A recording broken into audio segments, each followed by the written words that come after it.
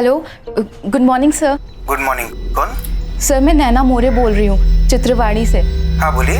मैंने वो न्यूज़पेपर में आपका ऐड देखा रिसेप्शनिस्ट की जॉब के लिए। सर मुझे लगता है कि मैं इस पोस्ट के लिए परफेक्ट रहूँगी। सर मैं इंटरव्यू के लिए आना चाह रही थी। आई बाबा, एक गुड न्यूज़ है। क्या? समझो मुझे जॉब मिल गई, बस वो इंटरव्यू की कुछ फॉर्मेलिटी बाकी है। अरे वाह, पण कुठे? आई एक ट्रेडिंग कंपनी है, मुझे वहाँ इंटरव्यू के लिए बुलाया है। पर अच्छी बात तो ये है आई कि आधी बात तो फोन पर ही हो गई। अरे वाह। हाँ बाबा, और आपको पता है मेरी इंग्लिश ने अच्छा इंप्रेशन जमाया और मुझे वहाँ पे ये बोला गया है कि अभी 10,000 रुपए महीने से शुरुआत करेंगे और अगर आगे काम अच्छा रहा तो सैलरी और बढ़ा देंगे। अरे वाह, ये तो और भी अच्छी बात है बेटा। चला देवच पावला। चल चल पापा के सामने माथा टेक ले और उनको धन्यवाद बोल।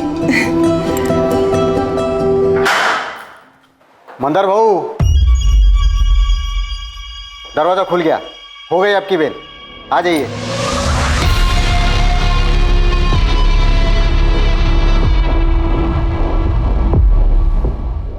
अब उनके लिए हर दरवाजा खुला है फवास। चलता हूँ, फिर मिलेंगे। हाँ भाऊ, मिलेंगे ना। खर्चा पानी बरोबर मिल रहा है ना? कुछ जरूरत होगा तो बोलना मेरे को। एकदम टाइम टू टाइम, और आपके होते हुए मुझे कौन ना बोलेगा। आइए ना, आइए ना।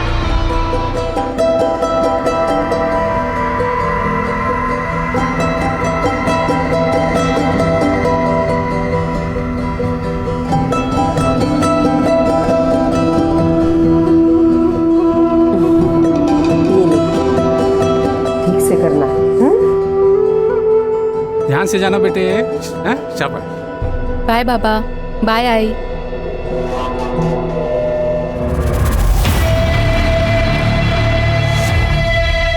जाल, एक ट्रैप। नैना अनजान थी कि उसके कदम एक जाल की ओर बढ़ रहे हैं।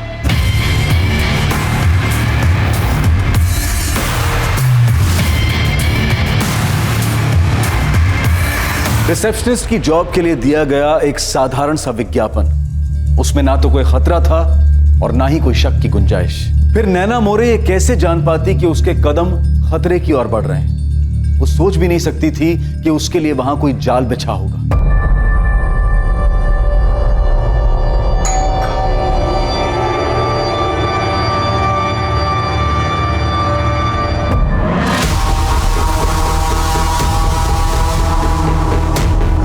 हाय सर मैं नैना मोरे। आपसे फ़ोन पर बात हुई थी सर इंटरव्यू के लिए। नैना आइए, अंदर आइए। जी थैंक यू सर।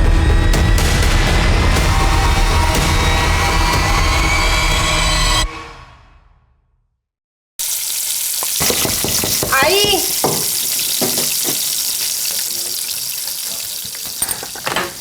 अरे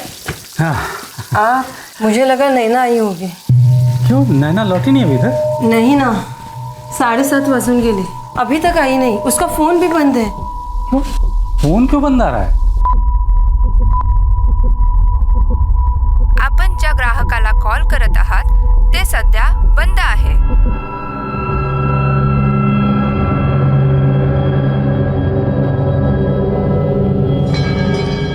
आज फैक्ट्री भी नहीं आई हूँ। मैंने फ़ोन किया था इंटरव्यू के बारे में पूछने के लिए, तभी भी फ़ोन बंद था।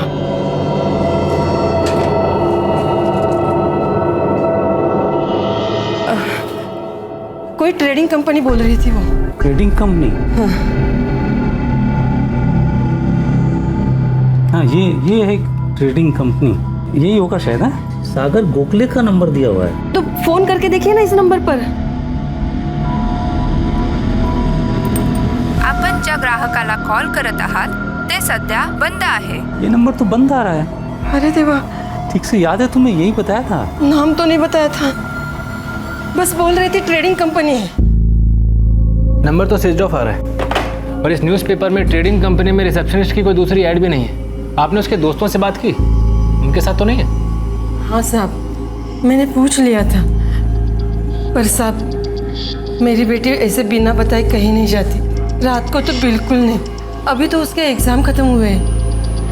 कॉलेज का आखिरी साल है, रिजल्ट आने वाला है अभी। जॉब के लिए पहली बार गई थी? नहीं, वो मेरे ही फैक्ट्री में पार्ट टाइम वो हिसाब किताब का काम करती है। मैंने ही उसको बोला था कि तू कोई फुल टाइम काम ढूंढ ले करके। तो आपकी फैक्ट्री आई थी वो आज? इंटरव्यू के बाद तो उसे फैक्ट्री ही आना था, लेकिन आई नहीं वो। मैंने दोपहर में भी फोन किया था, लेकिन उसका फोन बंद आ रहा था। मुझे लगा वो बैटरी खत्म हो गई होगी। साहब ऐसा कभी वो करती नहीं है। हाँ, और इतनी देर रात तक तो कभी बाहर नहीं रही साहब। कुछ बताया उसने इंटरव्यू के लिए कहाँ जा रही है? नहीं, सिर्फ इतना बताया था कि उसकी बात हो गई है, उसको 10,000 पगार मिलेगी, क्योंकि उसकी अंग्रेजी अच्छी है ना, इसके लिए। आप एक काम कीजिए, नैना की एक फोटो दे दीजिए, हम पेट्रोलिंग टीम को भेज देते हैं, चेक करते हैं, सुबह हम भी खोजबीन शुरू कर देंगे। सुबह? साहब हमारी बच्ची अकेली है साहब। देखिए सर, आप चिंता मत कीजिए, पेट्रोलिंग टीम रात में उसे ढूंढेगी, और हो सकता है इंटरव्यू से लौटते वक्त लेट हो गई होगी, फोन बंद हो गया होगा तो अपने किसी दोस्त के घर रुक गई होगी, सुबह अपने आप ही घर लौट आए।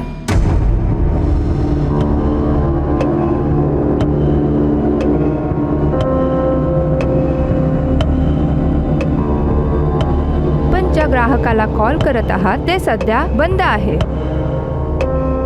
फोन अभी भी बंद है।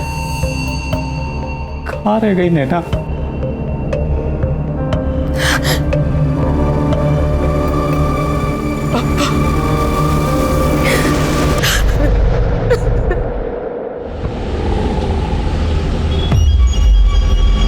चित्रावाड़ी पीसीआर वैन आउटर रोड पर कचरे के ढेर के पास म्युनिसिपल वर्कर्स ने एक बॉडी देखी है। लेडी है, हमने चेक किया, सांस बंद हो चुकी है, गले पर निशान है।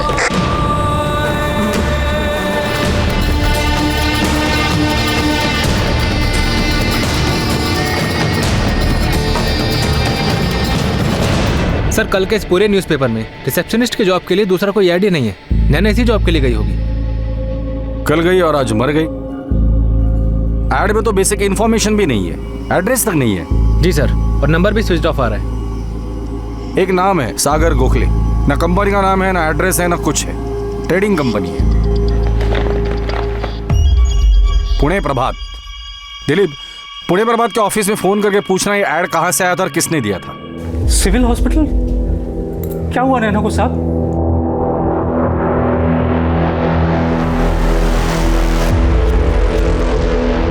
क्या बोली वो? नैना तो ठीक है ना? कुछ बताया नहीं आशा, बस बोले कि सिविल हॉस्पिटल आ जाओ। हॉस्पिटल क्यों? पता नहीं, वो वही जाके मालूम पड़ेगा। गैंगरेप हुआ है। गैंगरेप? एक से ज्यादा लोग शामिल थे। सर, ये मेरे सारे सर्टिफिकेट्स हैं, 10th और 12th की मार्कशीट के साथ फर्स्ट ईयर और सेकेंड ईयर की भी मार्कशीट्स हैं, और सर 3rd ईयर का रिजल्ट आते ही मैं वो भी आपको दे दूंगी। Good. Thank you sir. Victim की बॉडी जहां हमें मिली थी वहीं पर उसका सामान भी मिला था, उसकी बैग, फोल्डर, सब कुछ। ताज्जुब की बात यह है कि विक्टिम की आइडेंटिटी मिटाने की कोई भी कोशिश नहीं की गई थी। कहाँ इंटरव्यू देने गई थी ये लड़की? किसी ट्रेडिंग कंपनी में रिसेप्शनिस्ट के जॉब के लिए। साजिश हो सकती है, एक ट्रैप जो ऐसे जॉब सीकर्स के लिए हो।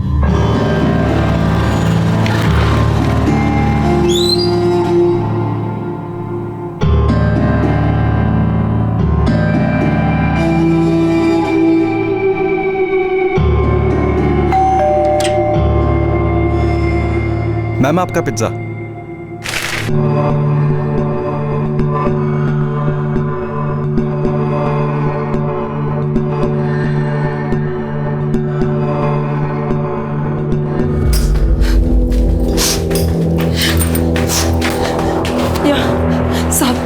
साहब, वो फोन किया था ना, मैं दत्तात्रेय। हमारी बेटी नैना कहाँ है साहब? नैना ठीक तो है ना? आशा जी, दत्तात्रेय जी, आज सुबह मोहिनवाड़ी में कचरे के ढेर से हमें एक बॉडी मिली है। हमें लगता है वो नैना की है। आप एक बार आइडेंटिफाई कर लीजिए।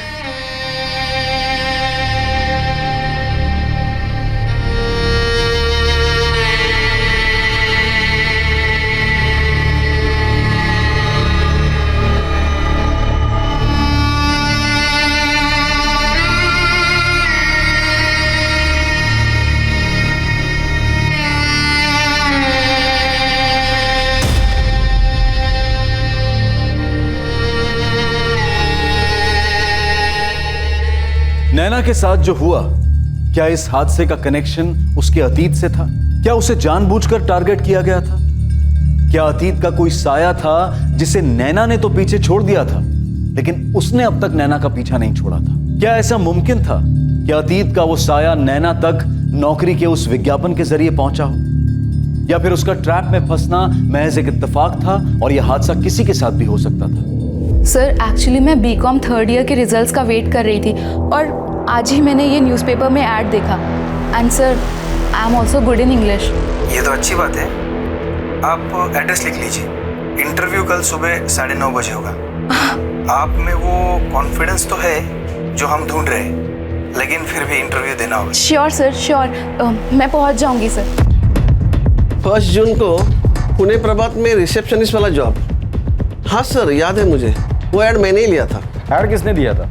क्लाइंट था सर एक। सर यहाँ बिल बुक में उसके एड्स के पूरे डिटेल्स है और मेरे रजिस्टर में उस आदमी के सारे डिटेल्स है। गणेश पाटकर नाम है सर उसका।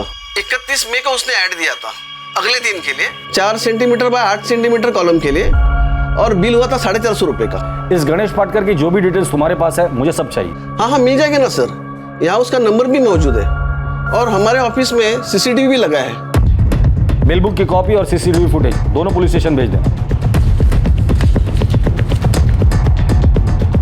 ध्यान से देखो अतुल, सागर गोखले के नाम से होगा, प्रीपेड सिम है। जी साहब, ढूंढ रहा हूँ। मिल गया सर। सर सब कुछ सागर गोखले के नाम से।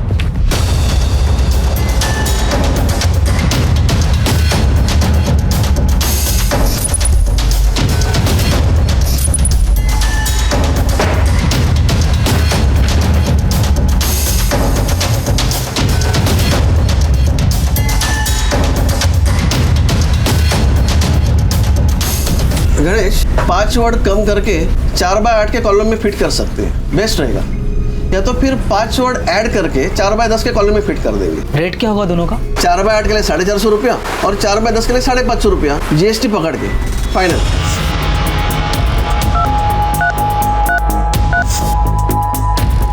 आपण ज्या ग्राहकाला कॉल करत आहात ते सध्या बंद आहे। गायकवाड़, इस सागर गोखले का एड्रेस मजेठिया चौक का है। ड्राइविंग लाइसेंस सिम दोनों में एक ही पता है। तुरंत जाओ उठाकर लेकर आओ इस सागर गोखले को। Yes sir.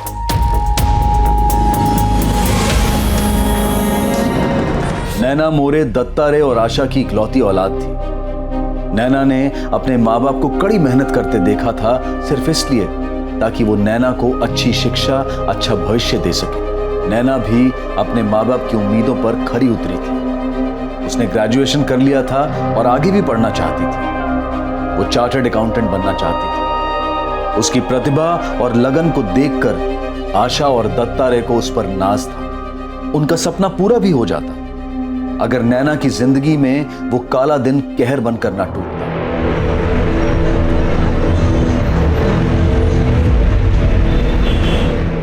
ये सागर गोखले है। न्यूज़पेपर की ऐड में इसी का नाम और नंबर था। आपकी बेटी नैना ने इसी से बात की थी। और ये दूसरा गणेश पाटकर, वो ऐड इसी ने दिया था। देखिए, हम यकीन के साथ तो नहीं कह सकते कि इनकी असली नाम है, पर आपने इन दोनों में से किसी को भी कहीं देखा है? हमने नैना के क्लासमेट और दोस्तों से भी पूछताछ की, वो भी इन्हें नहीं पहचानते। लेकिन इन दोनों का आपसे कोई कनेक्शन तो है। एक बार याद करने की कोशिश कीजिए। अभी गांव में शायद मुलाकात हुई हो। नहीं पहचानते साहब इन लोगों को, लेकिन हमारी नैना के साथ इन लोगों ने ऐसा क्यों किया और हमारी नैना ही क्यों? दत्तात्रेय जी, हम पूरी कोशिश कर रहे हैं, लेकिन अभी तो दिखाई दे रहा है कि शायद आपकी बेटी नैना इनकी साफ टारगेट थी। सागर गोखले ने सिम कार्ड के लिए जो पैन कार्ड और ड्राइविंग लाइसेंस यूज किया था, उसके एड्रेस फेक है। क्यों साहब, क्यों? हमारे बच्चे हैं क्यों? ऐसा क्या किया था उसने? आशा जी, ये बात तो हम पूरे यकीन के साथ कह सकते हैं कि इसमें नैना की कोई गलती नहीं, पर ऐसा कोई हो सकता है जो आपको नुकसान पहुंचाना चाहता हो। हम तो छोटे लोग हैं साहब, मैं तो प्यून हूँ और ये सिलाई फैक्ट्री में काम करती है, और मेरी बेटी वो तो पढ़ लिख कर कुछ बनना चाहती थी। हमने किसी को कोई नुकसान नहीं पहुंचाया साहब। हाँ गायकवाड़, गणेश पाटकर की खबर आई है सर। हिस्ट्री शीटर है ये बंदा। History sheeter? हाँ सर, नामदेव ने निकाली है इसकी हिस्ट्री। चिंदीचोर आदमी साहब है, चेन स्नैचिंग, पॉकेट मारी वाले 4-5 केस है इसके नाम पे। हर बार पुलिस ने इसको पकड़ा है, लेकिन बाद में वही बेल मिल जाती है, ठिकाना बदल लेता है। नैना मोरे की फैमिली से इसका क्या कनेक्शन है? कोई कनेक्शन नहीं है सर। सर मुझे नहीं लगता कि नैना मोरे स्पेसिफिकली टारगेट होगी। क्रिमिनल माइंड है ये बंदा, सिर्फ लड़की से मतलब था। नैना मोरे नहीं तो उसकी जगह शायद कोई और लड़की होती। बराबर है साहब तुमसे। साहब न्यूज़पेपर का ऐड था, कोई भी जरूरतमंद लड़की झांसे में आ सकती है। मतलब पक्का कोई रैकेट चला रहा है, रेप करने के लिए इस तरह लड़कियों को टारगेट करते हैं न्यूज़पेपर में ऐड देकर। लेकिन मर्डर क्यों किया? मुझे नहीं लगता साहब कि नैना पहली लड़की होगी। इन लोगों ने ऐसा कांड पहले भी किया होगा, लेकिन किसी ने कुछ कंप्लेंट नहीं किया तो सामने नहीं आया। लेकिन नैना स्ट्रांग गर्ल निकली होगी साहब। उनके सामने पुलिस का नाम लिया होगा तो डर गए होंगे और इसलिए किस्सा ही खत्म कर दिया। सर ये सागर गोखले, जिसका नंबर 44498125 जो ऐड में दिया गया था, 15 मई को खरीदा गया था और 1 जून को इस पे सबसे पहला कॉल नैना का ही आया था। उसके बाद उसी शाम को उसी नंबर से 44453626 पे कॉल किया गया था। उसके बाद से ये नंबर स्विच ऑफ है। ये 44453626 ये किसका नंबर है? सर नंबर अभी बंद है, कॉल रिकॉर्ड के लिए बात हो गई है। सर पक्का कोई रैकेट है जो ये हिस्ट्री शीटर मिल के चला रहा है। इस सागर के बारे में जल्द से जल्द पता करो, कहीं ऐसा ना हो कि वो भी इस गणेश पाटकर की तरह हिस्ट्री शीटर हो।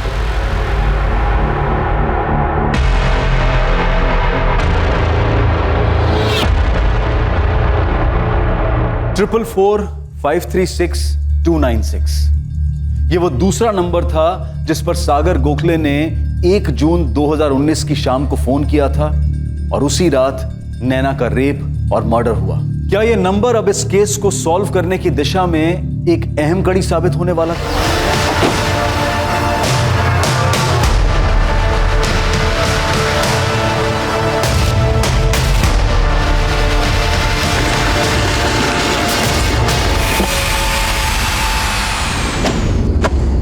पुलिस को अब इस बात की आशंका थी कि गणेश पाटकर की तरह सागर गोखले भी नैना के केस में शामिल अपराधी का असली नाम हो सकता है और इस बात की भी संभावना थी कि उसका भी गणेश की ही तरह क्रिमिनल रिकॉर्ड हो।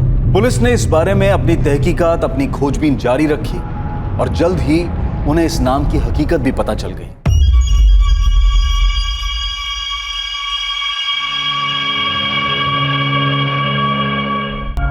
सर ये मंदार गोखले, सिटी पुलिस ने कई बार पकड़ा है इसे। चोरी, चैन स्नैचिंग, ज्वेलरी की दुकान लूटना, ऐसे कई मामले दर्ज है इसके नाम पे। खतरनाक लुटेरा है। सागर गोखले के साथ क्या कनेक्शन है इसका? सर मंदार सागर का बड़ा भाई है। लास्ट वीक अप्रैल में ही बेल पे बाहर निकला। सागर की हिस्ट्री क्या बोलती है? एकदम क्लीन है सर, लेकिन उसके बड़े भाई मंदार की हिस्ट्री सॉलिड है सर। बड़े भाई की हिस्ट्री में छोटा भाई अपना प्रेजेंट छुपा रहा है। पता करो ये दोनों का है, उठाकर लेकर आओ। सर मंदार के लिए इन्फॉर्मर्स एक्टिव है और उसके छोटे भाई सागर की टिप मिली, पिज्जा डिलीवरी का काम करता है। सर मुझे लगता है इस केस में सागर का ही सब किया धरा है।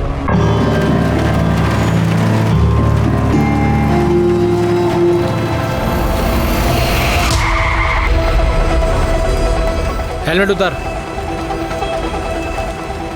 सागर गोखले। हाँ साहब सलाम। 1 जून वाली लड़की याद है या भूल गया? कौन लड़की साहब? नैना मोरे, याद आया? कौन नैना मोरे साहब? भला इसी में कि मंदार को हमारे सामने ले आओ। काय साहब वो यहाँ कहाँ आया है? बेल मिलने के बाद मैंने उसकी शक्ल तक नहीं देखी। तो देखेगी भी नहीं। अगर हमारे हाथ लगे तो सीधा ऊपर चला जाएगा। और तेरा दूसरा बेटा सागर है हमारे पास। काय बोलता है काय साहब? सागर ने क्या किया? बताएंगे, उसने क्या किया वो भी बताएंगे। एक एक कोना ठोक के चेक करो, देखते हैं मंदार को कहाँ छुपा है। सब मैं बोल रही हूँ ना, गलत फहमी हुई है आपको। माझं पोरगा तसा नहीं है वो। बोल साहब, मुझे क्यों मार रहे साहब? मैं नहीं जानता किसी नैना मोरे को। आई शपथ साहब। मंदार की बेल सिटी पुलिस स्टेशन से हुई है ज्यादा। पता करो जेल में उसके साथ अंदर कौन कौन था और वो लोग अब कहाँ हैं। बाहर हैं तो उठा के लेके आओ। मुझे हर हाल में मंदार चाहिए ज्यादा। हो साहब। यार देख, गणेश पाटकर को बोल के तुम लोगों ने ही छपवाया था ना, जिसके इंटरव्यू के लिए इस लड़की को बुलाया था।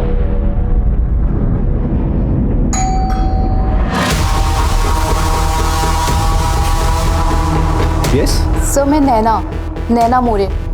सर आपसे फोन पर बात हुई थी इंटरव्यू के लिए। ओह यस नैना, आइए अंदर आइए, कम ऑन इन। जी थैंक यू सर। आइए। तेरे साथ दूसरा आदमी कौन था? गणेश पाटकर या तेरा बड़ा भाई मंदार? साहब कौन दूसरा आदमी? कहां पर? तू बता कहां पर? नैना का रेप और मर्डर तुम दोनों ने कहाँ किया था?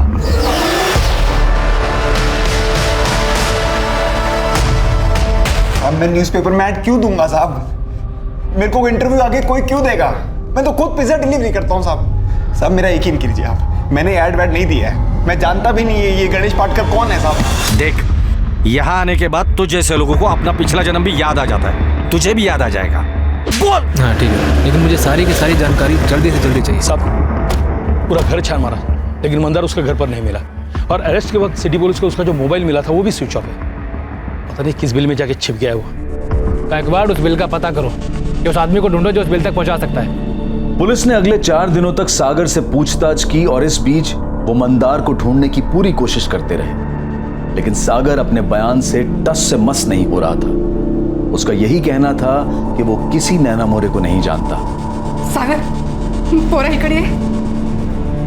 आई सागर सच सच बता, ये पुलिस वाले क्या बोल रहे हैं? क्या तूने सब किया है?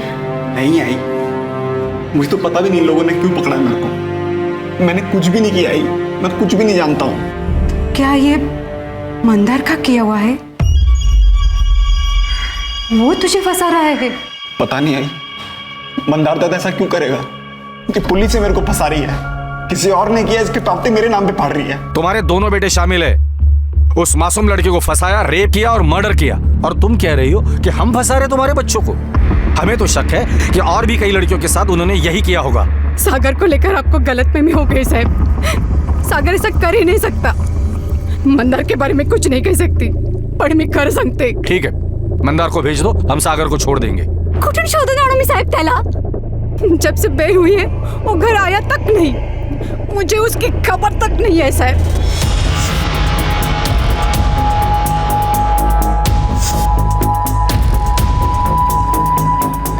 थाने क्यों ले जा रहे हो साहब? जब से बेल मिली उसके बाद हमने चोरी वोरी में हाथ नहीं डाला साहब। बात क्या है साहब? साहब देखो, हमने कोई नया कांड नहीं किया साहब। नीलेश माने, प्रताप अहिरे, तुम दोनों मंदार गोखले को तो जानते होगे ना? तुम सब एक ही जेल में थे ना?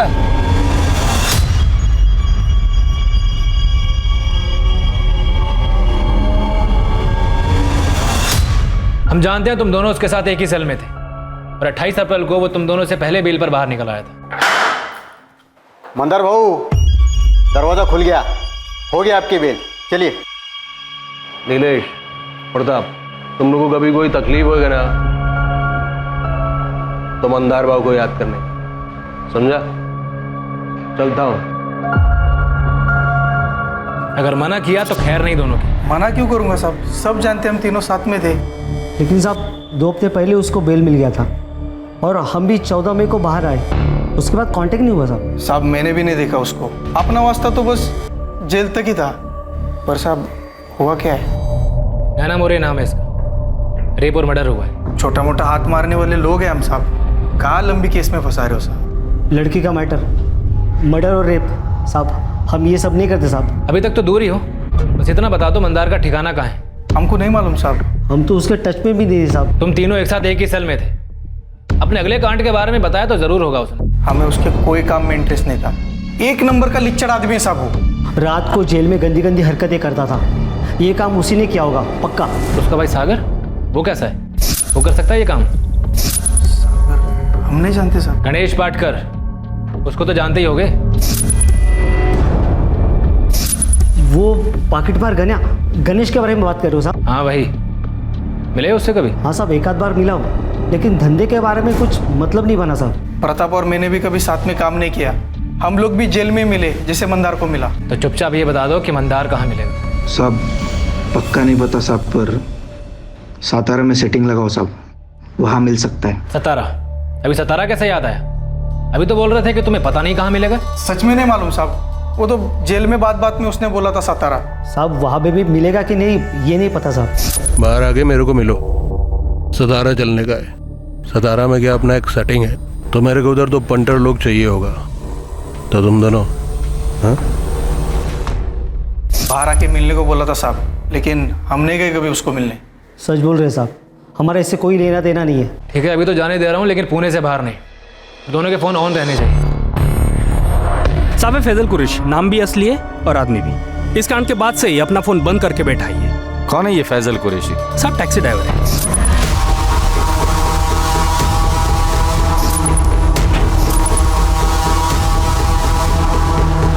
साहब वो ऐड वाले नंबर से सागर गोखले ने जो लास्ट कॉल किया था ना, वो फैजल को किया था।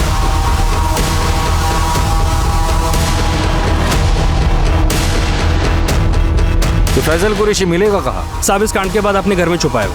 नैना के साथ इनकी कोई दुश्मनी नहीं थी, बस ऐसे ही टारगेट किया था मजा करने के लिए।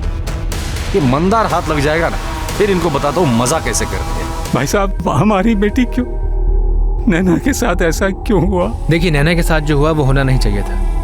हम जल्द ही आपके सारे सवालों के जवाब दे देंगे। फिलहाल तो हम बस यही अंदाजा लगा सकते हैं कि आपकी बेटी नैना अकेली लड़की नहीं थी। उससे पहले भी इन लोगों ने कई लड़कियों को अपना निशाना बनाया होगा। हमारी बेटी से कोई दुश्मनी नहीं थी, ऐसे ही फंस गई वो। पेशेवर मुजरिम नीलेश माने और प्रताप आहिरे ने पुलिस को मंदार गोखले के सतारा वाले प्लान के बारे में जो अहम सुराग दिया था, अब वो इस केस में निर्णायक साबित होने वाला था। मंदार गोखले सतारा में ही छुपा हुआ था।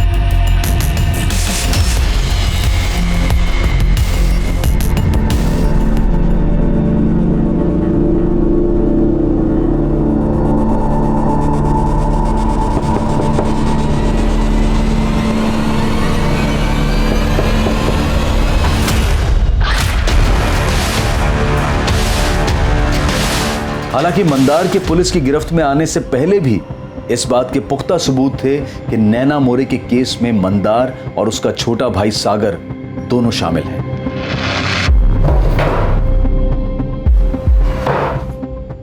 मैंने कुछ नहीं किया सर, मैं तो बस ऐप वाली टैक्सी चलाता हूँ। तो फिर सागर गोखले को कैसे जानता है तू? उसने कॉल किया था तुझे? साहब उन्होंने ऐप से टैक्सी बुक की थी।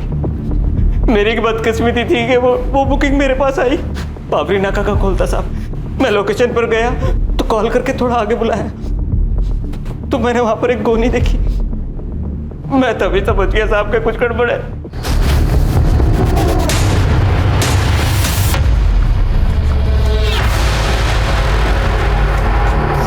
मेरे घर जाकर दुआ किया कि मेरी जान बच गई। उस रात के बाद से साहब अलग से खाना तक नहीं उतरता। जब तुझे पता था कि कांड हुआ है, कांड किसने किया है ये भी तुझे पता था, तो फिर बाद में पुलिस को बताना जरूरी नहीं समझा तुम्हें? डर गया था साहब, डर से कुछ समझ में ही नहीं आया, दिमाग ही काम करना बंद कर दिया था साहब।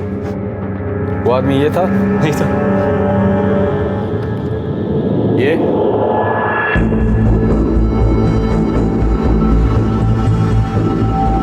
हाँ साहब, उन दोनों में से एक ये था। तो दूसरा यही होगा? हाँ साहब यही था, अच्छे से पहचान था उसे। ये बात अगर तूने पहले आकर हमें बताई होती तो कब का अरेस्ट करते हम इन दोनों को? साहब डर गया था साहब, मैं तो वहां से भागने वाला था, लेकिन इससे चाकू लगा दिया साहब। पैंट गीली हो गई थी साहब मेरी। चल डिसाइड कर लो, कुटाई होने के बाद सच बोलोगे या सच बोलने के बाद कुटोगे? क्योंकि सच तो तुम हर हाल में बोलोगे और कुटाई तुम्हारी हम शौक से करेंगे।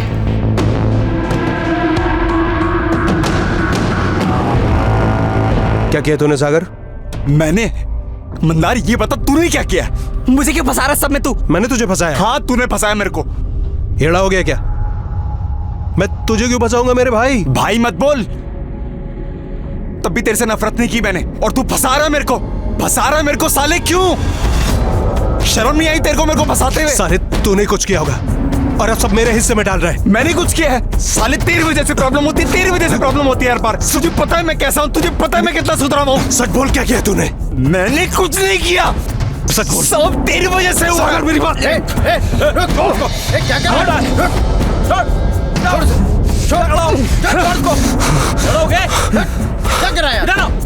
लड़ने दो दोनों को, नाटक कर रहे साले। जब ये लड़कर शांत हो जाएंगे ना तो गायकवाड़ और जादव को बोल देना शुरू हो जाए, अच्छे से टुकाई करना इनको। इनसे तो सुबह ही बात करेंगे। Okay sir.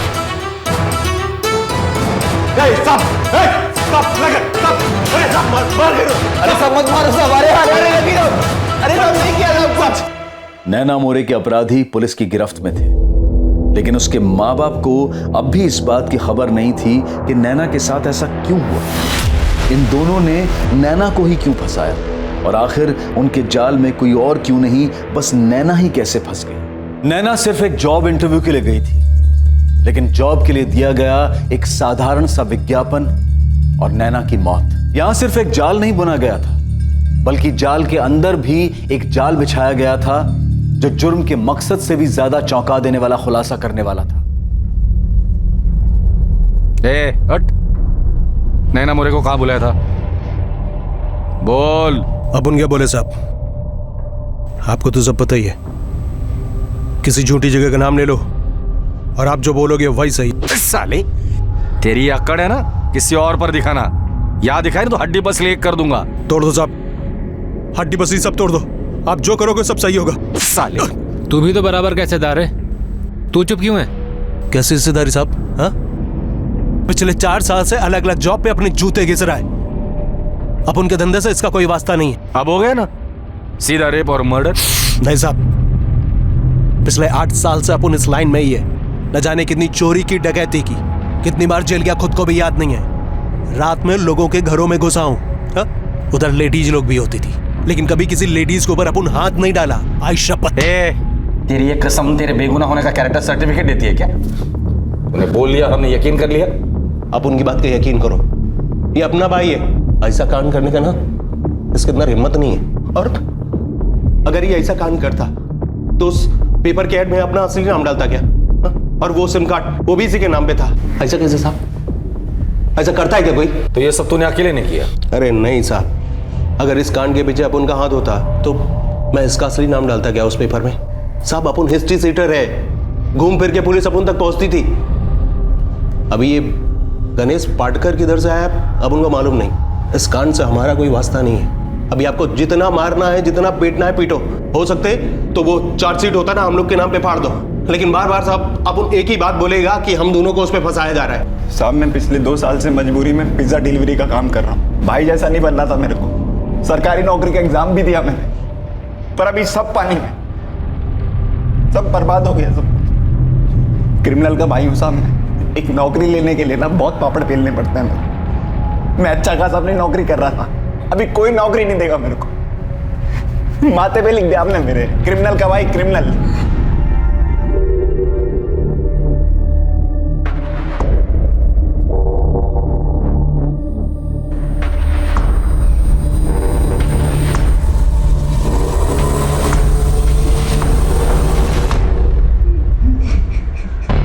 सर मुझे लगता है ये मंदार जो बोल रहा है बात तो सही है। ऐसा क्रिमिनल माइंड सब कुछ अपने असली नाम से क्यों करेगा? ये सब प्लान होता है दिलीप। पहले खुद का असली फोटो और नाम इस्तेमाल करो और पकड़े जाने पर उसी बात का रोना रो लो कोई हमें फंसा रहा है। ये बहुत शातिर लोग हैं, 2 कदम आगे की सोचते हैं। फिर भी सर नैना मोरे की आइडेंटिटी डिस्ट्रॉय करने की बिल्कुल भी कोशिश नहीं हुई। सारा सामान उसकी बॉडी के पास से मिलता है और न्यूज़पेपर की ऐड से हमें सागर गोखले का असली नाम मालूम पड़ता है। ऐड देने वाला कौन? History sheeter Ganesh. सर को इतने सबूत कैसे छोड़ सकता है? लेकिन वो टैक्सी ड्राइवर फैजल, उसने भी तो इन दोनों का नाम लिया था। सर वही समझ में नहीं आ रहा है कि फैजल कुरैशी इनके बीच में कैसे आ गए। सागर गोखले के फोन पर एक ही कॉल आता है और वो था विक्टिम नैना मोरे का। और सागर गोखले के फोन से एक ही कॉल जाता है, वो जाता है फैजल कुरैशी। और फैजल कुरैशी की टैक्सी आकर रुकते इन दोनों भाई सागर और मंदार के नाम पर। बड़ी आसानी से हमें एक और सबूत मिल जाता है। तो तुम्हें लगता है कि ये फैजल कुरैशी का सच नहीं है? सर मुझे लगता है इस फैजल कुरैशी को एक बार फिर से उठाना चाहिए।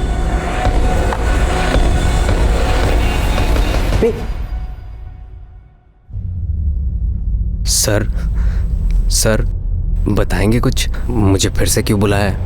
मैंने तो सब बता दिया था सर। फैजल जो 2 लोगों के नाम तूने बताए थे, मंदार गोखले और सागर गोखले के थे। तुम्हें सिर्फ सच बोलना है, जो तुमने पहले भी बोला था वही सच दोबारा से बोल। चाय पी और निकल जा। और अगर झूठ बोला मतलब अगर पहले भी कभी बोला होगा तो फिर वो हाल। चाय पी। अरे बाबा पी ले, कुछ मिलाया नहीं है उसमें। वैसे वो 2 लोग मंदार और सागर ही थे ना? या इस बार नाम बदल गए हैं? नाखून मत कर फैजल, वो हम खींच के निकालेंगे। गलती हो गई साहब, गलती हो गई, मुझे माफ कर दो साहब। मैं तो वो 2 लोग मंदार और सागर नहीं थे? नहीं साहब, मुझे बस बोला गया था ऐसा बोलने के लिए। ध्यान से देख और इसको अपनी खोपड़ी में डाल। ये मंदार है और ये उसका छोटा भाई सागर, ये भी साथ में था। नाम और शक्ल याद रहेगी ना?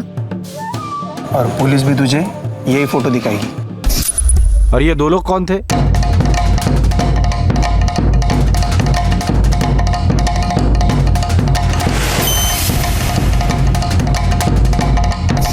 नीलेश माने और प्रताप अहिरे। सर ये दोनों तो मंदार के साथ जेल में थे। गलती हो गई साहब, पैसे का लालच दिया था हम लोगों ने, 4000 रुपए दिए थे, लेकिन मैंने नैना को कुछ नहीं किया साहब। वही लोग बॉडी लेकर आए थे।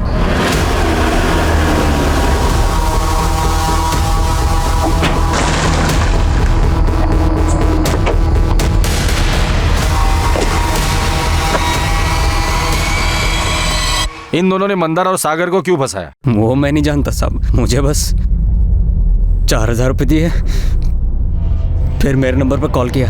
उसके बाद इन्होंने उधर कचरे के पास बॉडी फेंकी और सागर और मंदार का नाम लेने को बोला। उसके बाद इन्होंने उधर कचरे के पास बॉडी फेंकी और सागर और मंदार का नाम लेने को बोला।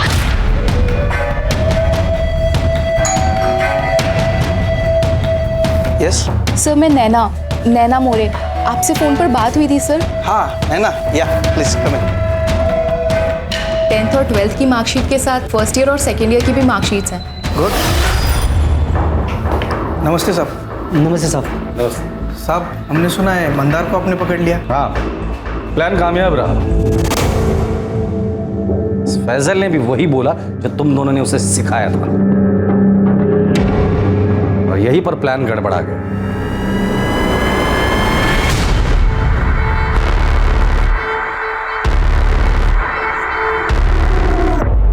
हे, खड़ा हो।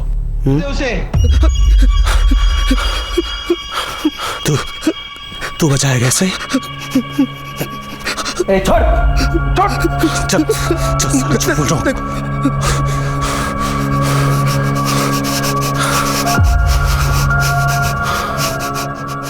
हीरो समझता है अपने आप को? हीरो नहीं, लेकिन ये सही नहीं है मंदार। अब तेरे को दिखाता हूँ सही क्या है और गलत क्या है।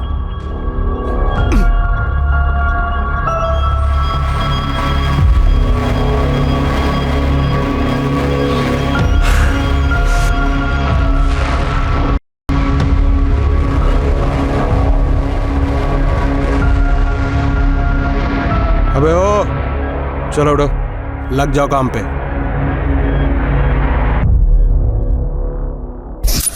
उसने जो हमसे करवाया ना साहब, वो बस हम ही जानते हैं। वो करता था वो अलग, और पुलिस भी हमारी बात नहीं सुनती थी साहब। मंदार जब बेल की सुनवाई के लिए गया तो मैंने पावस्कर भाऊ को बोला कि हमारी सेल बदल डालो। तुम दोनों यहाँ होटल में रहने के लिए आए क्या? इधर क्या तकलीफ है? तुमको मालूम है ना वो कैसा आदमी है? भाऊ हमारा सेल बदल लो भाऊ। चुप चुप, दोनों भी चुप। पुलिस का इधर रूम सर्विस के लिए बैठा है तुम्हारे लिए। सबक सिखाना चाहते थे साहब हम उसको। रेप और मर्डर का चार्ज लगता ना तो हमेशा के लिए सड़ता अंदर। इस केस में अंदर जाते तो दोनों भाइयों की अक्ल ठिकाने आती साहब। नीलेश और प्रताप, इतना सब कुछ किस लिए किया? सिर्फ मंदार को सबक सिखाने के लिए?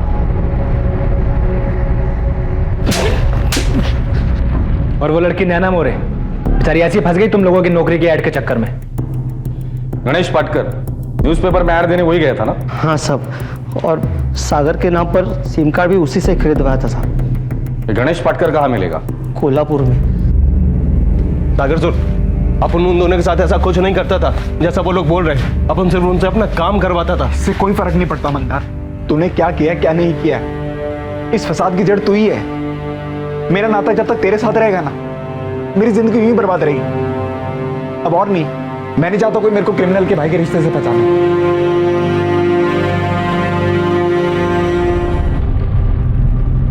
पुलिस ने गणेश पाटकर को भी पकड़ लिया।